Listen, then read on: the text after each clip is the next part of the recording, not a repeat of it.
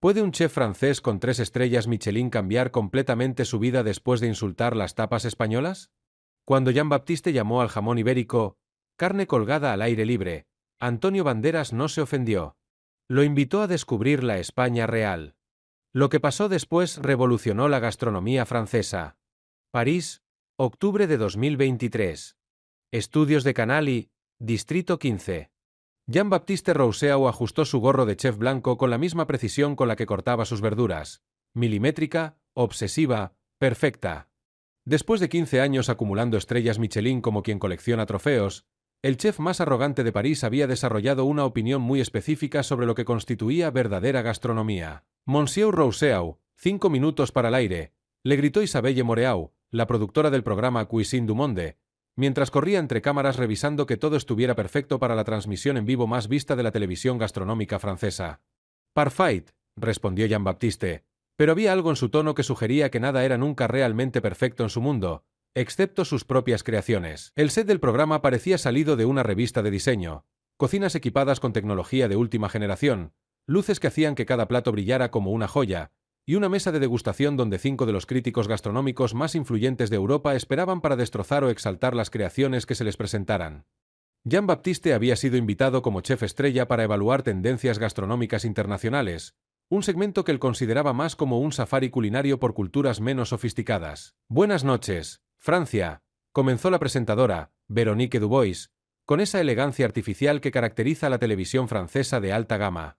Esta noche en Cuisine du Monde, exploramos las tradiciones culinarias que están influenciando la gastronomía parisina contemporánea. Jean-Baptiste se acomodó en su silla con la arrogancia de un emperador culinario que está a punto de juzgar a sus súbditos. Con nosotros esta noche, el chef Jean-Baptiste Rousseau, 3 estrellas Michelin, considerado por Le Figaro como la voz más autorizada de Francia en materia gastronómica. Véronique se giró hacia él con la reverencia que se reserva para la royalty.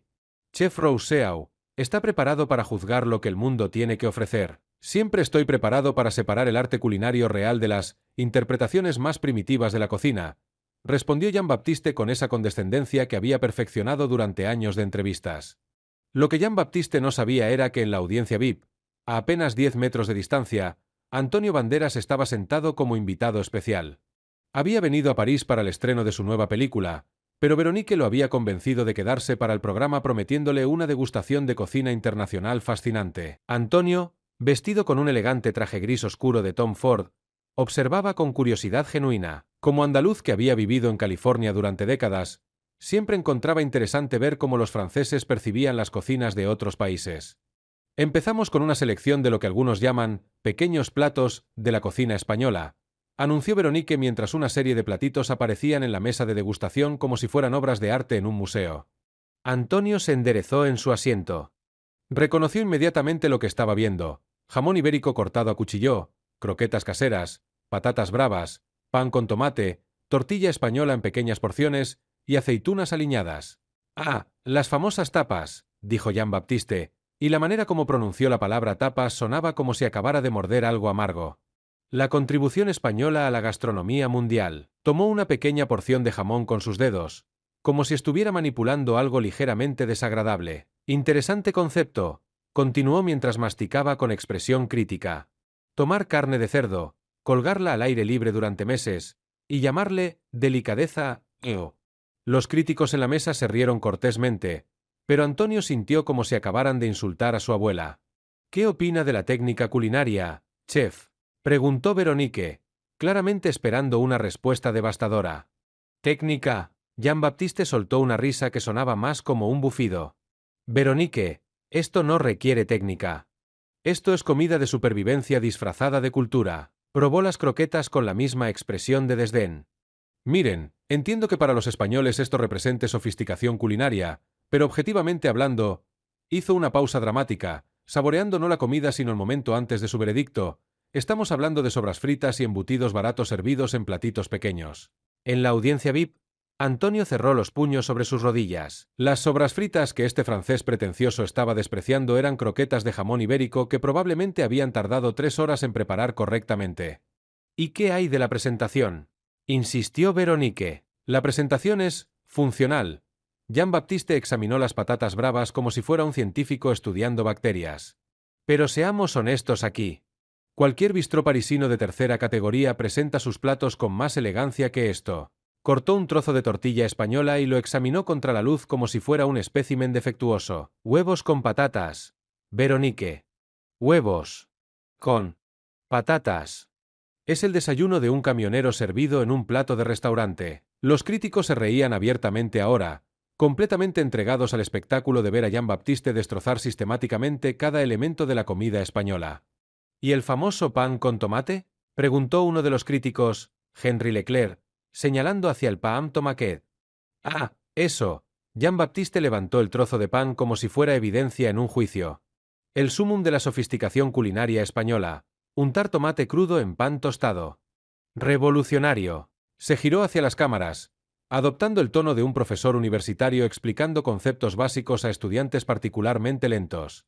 Señoras y señores, esto es lo que pasa cuando una cultura confunde simplicidad con elegancia. Los españoles han tomado ingredientes básicos, los han combinado de la manera más obvia posible, y han convencido al mundo de que es auténtico. Antonio se puso de pie lentamente. Su movimiento fue tan fluido, tan cargado de dignidad contenida, que varias personas en las filas cercanas voltearon instintivamente a mirarlo. Había algo en su postura que sugería que el programa gastronómico estaba a punto de convertirse en algo completamente diferente. El problema con las tapas, continuó Jean-Baptiste, completamente ajeno al volcán andaluz que estaba despertando a metros de él, es que representan todo lo que está mal con la cocina mediterránea: falta de ambición, técnica primitiva y una obsesión nostálgica con métodos obsoletos. Probó las aceitunas con expresión de suficiencia. En Francia, cuando queremos servir aperitivos, creamos canapés. Pequeñas obras de arte que requieren técnica, presentación y comprensión de sabores complejos. No simplemente aceitunas en un plato. ¿Está diciendo que las tapas no requieren habilidad culinaria?, preguntó Veronique, sin darse cuenta de que estaba echando gasolina al fuego. Veronique, mi hija de 8 años podría preparar esto. Jean-Baptiste gesticuló despectivamente hacia todos los platos. Cortar jamón, freír patatas, hacer huevos revueltos. Esto no es cocina, es subsistencia. En la cabina de control, el director técnico Bertrand Lefebvre estaba monitoreando las cámaras cuando su asistente le tocó urgentemente el brazo. Bertrand, hay movimiento en la audiencia VIP. ¿Ves al hombre del traje gris? Bertrand ajustó las cámaras de audiencia y enfocó hacia donde señalaba su asistente. Su estómago se hundió cuando reconoció la figura elegante que caminaba con determinación hacia el set. Merde, susurró Bertrand. Ese es Antonio Banderas. Y se ve como un torero que acaba de ver insultar a su madre. En el set, Jean-Baptiste estaba preparándose para su gran finale, completamente inconsciente del drama que se desarrollaba detrás de las cámaras. La verdad sobre las tapas, se recostó en su silla con satisfacción evidente, es que son la perfecta metáfora de la cocina española en general: mucho ruido y poca sustancia. Mucha tradición y poca innovación. Mucho ruido. La voz cortó a través del estudio como una navaja a través de mantequilla. Era clara, autoritaria y cargada con un acento español que no se disculpaba por existir. Jean-Baptiste se detuvo a mitad de su siguiente comentario despectivo, completamente descolocado. En 15 años de carrera televisiva, rara vez había sido interrumpido durante una evaluación. Perdón. Jean-Baptiste entrecerró los ojos, tratando de localizar la fuente de la interrupción entre las luces cegadoras del estudio. He dicho, ¿mucho ruido? La voz era ahora más clara, más fuerte, con una autoridad que llenaba todo el espacio. Las cámaras buscaron desesperadamente la fuente de la voz, y cuando la encontraron, el camarógrafo principal tuvo que ajustar rápidamente el enfoque. Antonio Banderas estaba de pie en el pasillo central de la audiencia, caminando hacia el set con esa gracia que había caracterizado sus movimientos durante décadas de cine internacional. Su traje gris reflejaba las luces del estudio, y había algo en sus ojos que sugería que Jean-Baptiste Rousseau acababa de despertar algo que debería haber permanecido dormido. ¡Dios mío!, exclamó Veronique, su profesionalismo televisivo temporalmente abandonado por la sorpresa. Señoras y señores, parece que tenemos a Antonio Banderas en nuestro estudio esta noche. Los aplausos estallaron espontáneamente, pero Antonio lo silenció levantando gentilmente una mano. Era un gesto pequeño, pero cargado de tal autoridad natural que todo el estudio se quedó inmediatamente en silencio. Monsieur Rousseau, dijo Antonio, subiendo al set con movimientos que parecían coreografiados por su elegancia natural. ¿Puedo unirme a su degustación? La pregunta fue hecha con cortesía perfecta, Pero había algo en el tono que no era realmente una pregunta. Era más bien una declaración educada de lo que iba a suceder. Jean-Baptiste miró desesperadamente hacia la cabina de control, donde Bertrand estaba haciendo gestos frenéticos. Esto no estaba en el guión. Esto no estaba planeado. Esto era televisión en vivo completamente fuera de control. Por supuesto, Monsieur Banderas, dijo Jean-Baptiste, pero había algo en su voz que sugería que no estaba completamente seguro de lo que acababa de invitar a su mesa. Antonio se acercó a la mesa de degustación y miró los platos de tapas con una expresión que mezclaba cariño y respeto. Luego se giró hacia Jean-Baptiste con una sonrisa que era perfecta en superficie, pero que tenía algo más profundo debajo. Chef Rousseau, antes de que continúe con su evaluación, me gustaría hacerle una pregunta. ¿Qué pregunta? Antonio tomó delicadamente una porción de jamón ibérico y la examinó contra la luz con la precisión de un experto. ¿Ha estado alguna vez en España? Jean-Baptiste se removió incómodo en su silla, como si la pregunta fuera una trampa que no sabía cómo evitar. He estado en Barcelona en algunas ocasiones. ¿Ha visitado Andalucía? ¿Extremadura? ¿Ha visto cómo se hace realmente el jamón ibérico? Bueno, no específicamente, pero... Antonio sonrió, y esa sonrisa tenía algo que hizo que Jean-Baptiste se sintiera como un estudiante que no había hecho la tarea. Entonces permítame contarle sobre las tapas que acaba de llamar subsistencia, Monsieur Rousseau. Antonio tomó el jamón y lo sostuvo como si fuera un tesoro. Esto que usted ve aquí no es carne colgada al aire libre. Esto es el resultado de un proceso que tarda 4 años y requiere más precisión que cualquier técnica francesa que conozca. Su voz se hizo más intensa, pero mantuvo esa elegancia andaluza que podía ser más devastadora que cualquier grito. Pero supongo que todo eso es mucho ruido y poca sustancia, ¿verdad, chef? Antonio tomó el jamón ibérico entre sus dedos con la delicadeza de un violinista afinando su instrumento. Su presencia había transformado completamente el ambiente del estudio. Ya no era un programa gastronómico, se había convertido en una masterclass sobre respeto cultural. Monsieur Rousseau, comenzó Antonio, su voz cargada de esa pasión contenida que solo los andaluces saben manejar cuando defienden lo que aman. Este trozo de jamón que usted acaba de llamar carne colgada al aire libre representa 500 años de perfección gastronómica. Jean-Baptiste se acomodó nerviosamente en su silla, claramente fuera de su elemento pero tratando de mantener su arrogancia característica. Señor Banderas, entiendo que tenga cariño por su comida nacional, pero objetivamente, Antonio lo interrumpió suavemente, pero había acero puro en esa suavidad. Perfecto. Hablemos objetivamente. Se acercó más a la mesa de degustación, como un profesor que está a punto de dar la lección más importante de su carrera. ¿Sabe cuánto tiempo vive un cerdo ibérico antes de convertirse en jamón? Chef, Jean-Baptiste parpadeó, claramente no esperando un quiz gastronómico. Supongo que, unos meses, 18 meses mínimo. En las dehesas de Extremadura, corriendo libre, comiendo solo bellotas de alcornoque. ¿Sabe cuántas bellotas come un cerdo para producir el jamón perfecto? No, 1500 kilos de bellotas seleccionadas. El cerdo debe caminar kilómetros diarios para encontrar las mejores. Eso no es supervivencia, chef. Eso es gastronomía de precisión. Antonio levantó el jamón hacia la luz, mostrando las vetas de grasa que atravesaban la carne como mármol rosado. ¿Ve estas vetas? Solo se consiguen con la dieta específica de bellotas. El ácido oleico de las bellotas se infiltra en el músculo durante meses. Eso no se puede fabricar en laboratorio. No se puede acelerar con técnicas modernas. Jean-Baptiste miró el jamón con ojos diferentes, como si lo viera por primera vez. Después, continuó Antonio, su voz ganando intensidad educativa, viene el curado. 4 años en bodegas con temperatura y humedad controladas al milímetro. Maestros jamólogos que llevan generaciones perfeccionando el arte de saber exactamente cuándo un jamón está listo. Se giró hacia Jean-Baptiste con una sonrisa que era pura educación andaluza. ¿Eso le suena a técnica primitiva, chef? Jean-Baptiste tragó saliva, claramente procesando información que contradecía todo lo que había dicho minutos antes. ¿Yo? No conocía esos detalles. Por supuesto que no. Antonio asintió comprensivamente. Porque juzgó sin conocer. Como la mayoría de chefs franceses que creen que la sofisticación culinaria se inventó en París. Tomó una croqueta de la mesa, sosteniéndola como si fuera una pequeña obra de arte.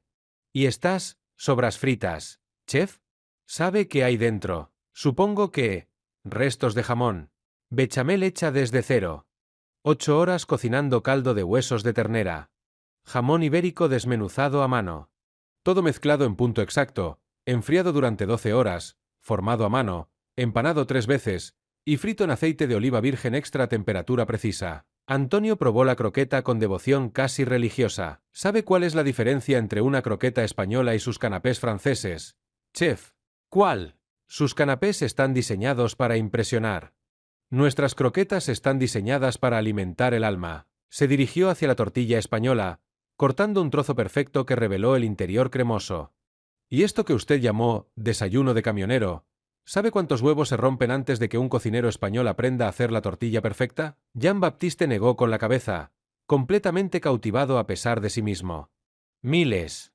Porque la tortilla española perfecta requiere timín que no se puede enseñar en escuelas culinarias. Se aprende en casa, de abuelas que llevan 70 años haciéndola. Antonio probó la tortilla con los ojos cerrados, como si estuviera recordando algo sagrado. ¿Ve esta textura? Cremosa pero cuajada, líquida pero firme. Eso requiere conocer cada fogón, cada sartén, cada tipo de patata. No es técnica, chef. Es sabiduría. Se acercó al pan con tomate, tomándolo con reverencia. ¿Y esto que usted llamó untar tomate en pan? Antonio sonrió con cariño genuino. Esto es paam tomaquet catalán. ¿Sabe por qué se creó? ¿Por qué? Porque los trabajadores del campo necesitaban una manera de hacer comestible el pan duro después de largas jornadas. Pero no cualquier tomate, chef. Tomate de colgar, variedad específica que se cultiva para esto. Frotó el tomate contra el pan con movimientos precisos. ¿Ve cómo la pulpa se queda en el pan pero no la piel? Eso solo se consigue con la variedad correcta de tomate, en el punto exacto de maduración, con la técnica correcta. Probó el pan y cerró los ojos con satisfacción. Sal marina, aceite de oliva virgen extra, ajo si quiere. ¿Sabe qué es esto realmente, chef? ¿Qué? Es la perfección conseguida con 3 ingredientes. Eso no es simplicidad primitiva. Eso es genio culinario. Jean-Baptiste estaba completamente silencioso ahora, mirando los platos como si los viera con ojos nuevos. Pero hay algo más importante que quiere contarle sobre las tapas. Chef. Antonio se sentó en el borde de la mesa, adoptando un tono más íntimo. ¿Qué es? Que usted no entiende para qué sirven realmente. Antonio gesticuló hacia todos los pequeños platos. Las tapas no son comida, chef. Son excusa. ¿Excusa para qué? Para juntarse. Para hablar. Para estar con familia, con amigos, con desconocidos que se convierten en amigos. Su voz se hizo más apasionada, más personal. En España, no comemos tapas para llenar el estómago. Comemos tapas para llenar el alma. Cada tapa es una conversación. Cada plato es una razón para quedarse un poco más. Se puso de pie y caminó alrededor de la mesa. ¿Sabe por qué les llaman tapas? Jean-Baptiste negó con la cabeza. Porque originalmente eran literalmente tapas, pequeños platos que se ponían encima de las copas de vino para protegerlas de las moscas. Pero se convirtieron en algo más grande. Antonio tomó una aceituna, examinándola como si fuera un diamante. Se convirtieron en la excusa perfecta para extender la conversación, para conocer al extraño de la mesa de al lado, para que los abuelos cuenten historias a los nietos. Esa es la verdadera técnica culinaria española, chef. No está en cómo cortamos el jamón o freímos las croquetas. Está en cómo convertimos la comida en comunidad. Se acercó más a Jean-Baptiste, su voz ahora completamente paternal. Sus canapés franceses son hermosos, chef. Son arte. Pero se comen en silencio, admirando la técnica, analizando los sabores. Las tapas españolas se comen con ruido, con risas, con discusiones apasionadas sobre fútbol o política. Porque no estamos comiendo comida, chef. Estamos comiendo vida. Jean-Baptiste estaba completamente inmóvil, procesando no solo las palabras sino la filosofía completa detrás de ellas. ¿Entiende ahora por qué me molestó tanto su evaluación? Preguntó Antonio gentilmente. Yo. Creo que sí. No estaba insultando nuestra comida, chef. Estaba insultando nuestra manera de vivir. Antonio regresó al centro del set, dirigiéndose tanto a Jean-Baptiste como a las cámaras. ¿Sabe cuál es la diferencia entre la gastronomía francesa y la española? ¿Cuál? La gastronomía francesa busca la perfección. La gastronomía española busca la felicidad. Se giró hacia Jean-Baptiste con una sonrisa que era pura comprensión. Las dos son válidas, chef. Pero insultar una porque no entiende su propósito, eso no es crítica gastronómica. Eso es ignorancia cultural. Jean-Baptiste se quedó en silencio por un largo momento, mirando los platos de tapas con expresión completamente diferente a la que tenía una hora antes. Señor Banderas, comenzó finalmente, su voz notablemente más humilde. Sí, podría enseñarme más sobre esto. Antonio sonrió, y por primera vez desde que había subido al set, era una sonrisa completamente libre de tensión. Chef, si realmente quiere aprender sobre tapas, solo hay una manera de hacerlo. ¿Cuál? Venga a España conmigo. No como chef evaluando técnicas, sino como persona aprendiendo a vivir. Jean-Baptiste miró la mano extendida de Antonio, luego los platos de tapas, luego de vuelta a Antonio. Me está invitando a su país. Le estoy invitando a descubrir que la verdadera gastronomía no está en los platos, chef.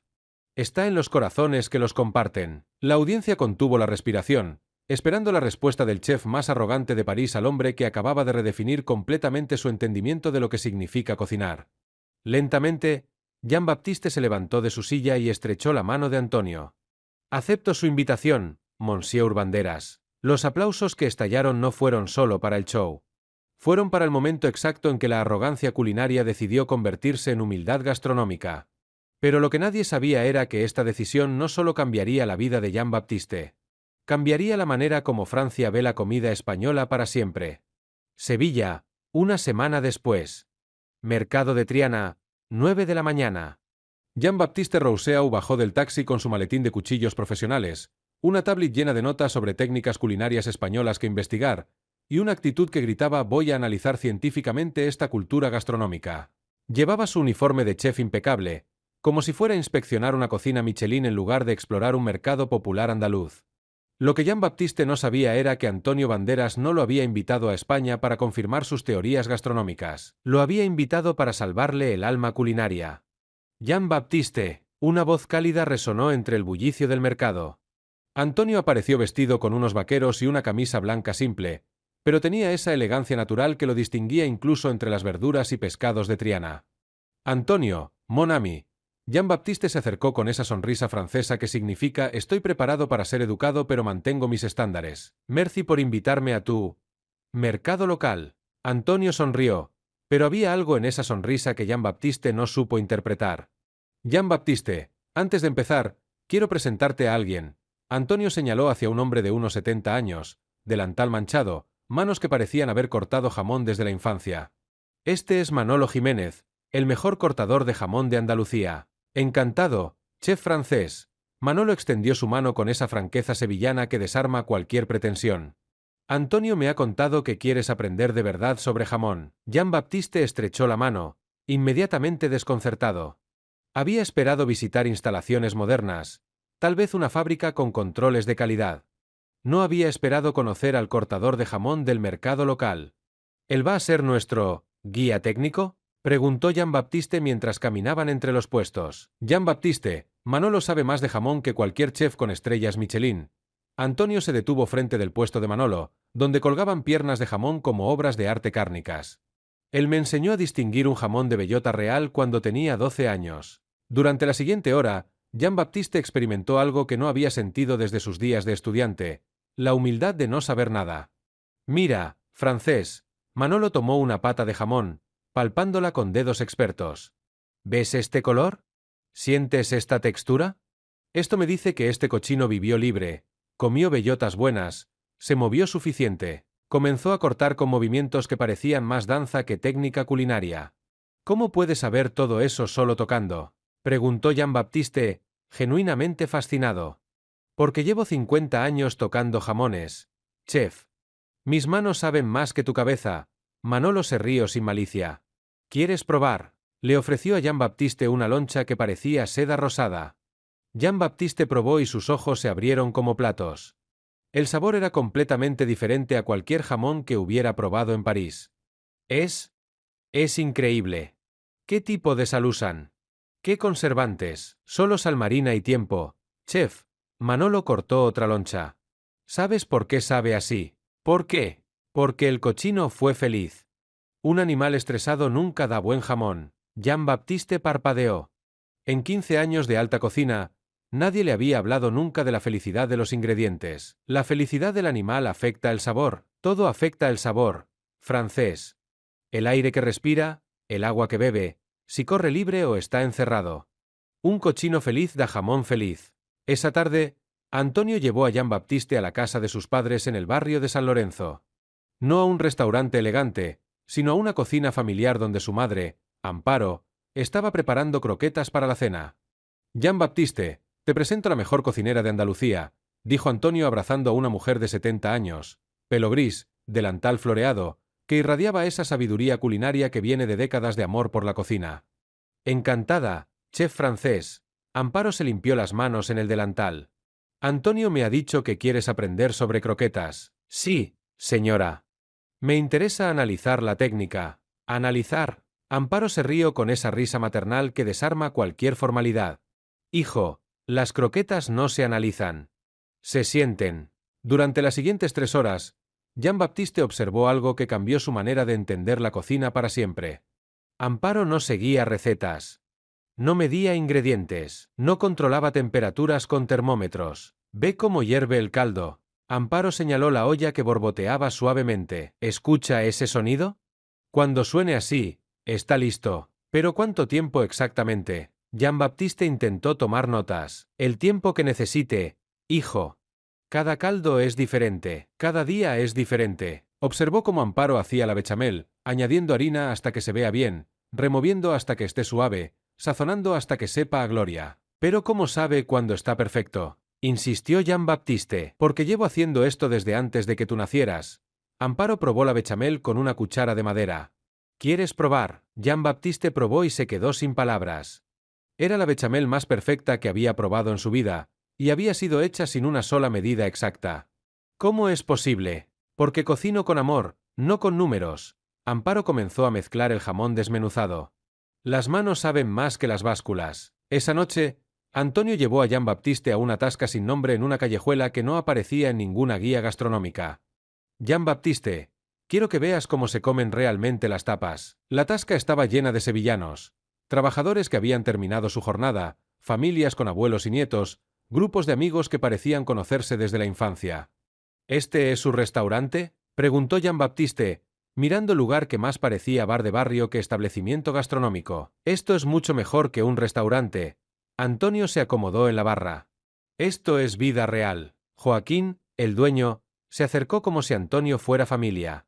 Antoñito. ¿Este es el francés del que me hablaste? El mismo, Joaquín. ¿Quiere aprender sobre tapas? ¿Aprender sobre tapas? Joaquín se rió. Las tapas no se aprenden, se viven. ¿Qué quieren tomar? Durante las siguientes 2 horas, Jean-Baptiste no comió tapas. Vivió tapas. Vio cómo un grupo de jubilados discutía apasionadamente sobre fútbol mientras compartía aceitunas. Observó cómo una familia de 5 generaciones se reunía alrededor de jamón y queso. Escuchó historias, risas, discusiones, canciones. ¿Notas algo diferente?, preguntó Antonio mientras probaban unas croquetas que sabían exactamente como las de su madre.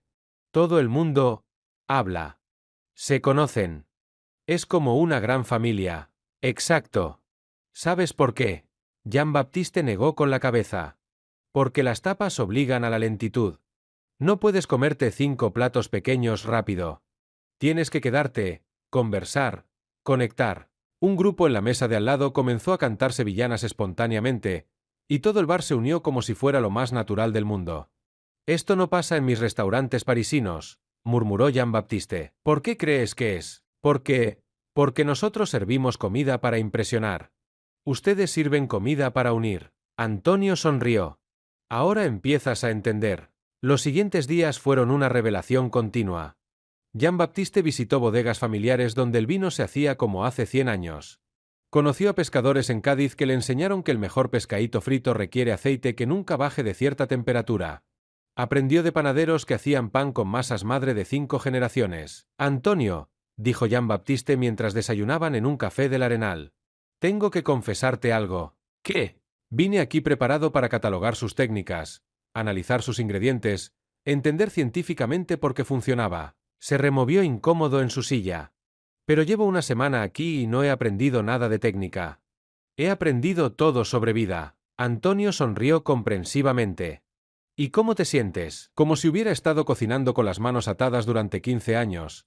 Jean-Baptiste miró hacia la ventana donde sevillanos paseaban sin prisa. En París, Cocino para críticos, para estrellas, para ego. Aquí, he visto cocinar para amor. ¿Y qué vas a hacer cuando vuelvas a Francia? Jean-Baptiste se quedó pensativo por un momento. No sé si puedo volver a cocinar igual. No después de esto. 6 meses después. París, Le Figaro Magazine. Revolución en la alta cocina francesa. Jean-Baptiste Rousseau abandona las estrellas Michelin para abrir Casa Andaluza, el primer bar de tapas auténtico de París, titulaba el artículo que tenía toda Francia gastronómica en shock. En la entrevista, Jean-Baptiste explicaba su transformación. Durante años creí que la gastronomía era técnica, precisión, perfección visual. Pero España me enseñó que la verdadera gastronomía es conexión humana. La reportera, Sophie Moreau, insistía, pero no está abandonando todo por lo que trabajó. No estoy abandonando nada. Estoy encontrando lo que realmente significa cocinar. Casa Andaluza se convirtió en el lugar más difícil de conseguir mesa en París, pero no por exclusividad, sino por autenticidad. Jean-Baptiste había recreado exactamente lo que había vivido en Sevilla, un espacio donde la comida era excusa para la vida, donde las tapas se servían en platos pequeños para alargar las conversaciones, donde los extraños se convertían en amigos alrededor de jamón y vino. ¿Sabe qué es lo más increíble?, le contó Jean-Baptiste a un periodista de Le Monde. Que mis clientes franceses están redescubriendo algo que habían perdido, cómo disfrutar una comida sin analizarla. Un año después. Sevilla. Casa de los padres de Antonio. Jean-Baptiste estaba de vuelta en la cocina de Amparo, pero esta vez no como estudiante. Venía como familia. ¿Cómo va tu bar en París, hijo?, preguntó Amparo mientras preparaban croquetas juntos. Como si fuera un pedacito de Sevilla en Francia, Jean-Baptiste formaba las croquetas con las manos, sin medir, sin contar, confiando en el tacto. Los parisinos vienen buscando tapas y encuentran comunidad. ¿Y tus estrellas Michelin? Las dejé. Amparo. Decidí que prefiero hacer feliz a la gente que impresionar a los críticos. Antonio entró en la cocina y abrazó a ambos. ¿Sabes qué es lo que más me gusta de todo esto, Jean-Baptiste? ¿Qué? Que no cambiaste solo tu manera de cocinar. Cambiaste la manera como Francia ve España. Jean-Baptiste asintió, mirando las croquetas que se freían en aceite de oliva español. España no solo me enseñó a cocinar mejor, Antonio. Me enseñó a vivir mejor. 3 años después, Jean-Baptiste tenía 5 casas andaluzas en diferentes ciudades francesas. Había escrito un libro llamado La Revolución de las Tapas, cómo España salvó mi alma culinaria, y cada año regresaba a Sevilla, no como chef visitante, sino como hijo adoptivo.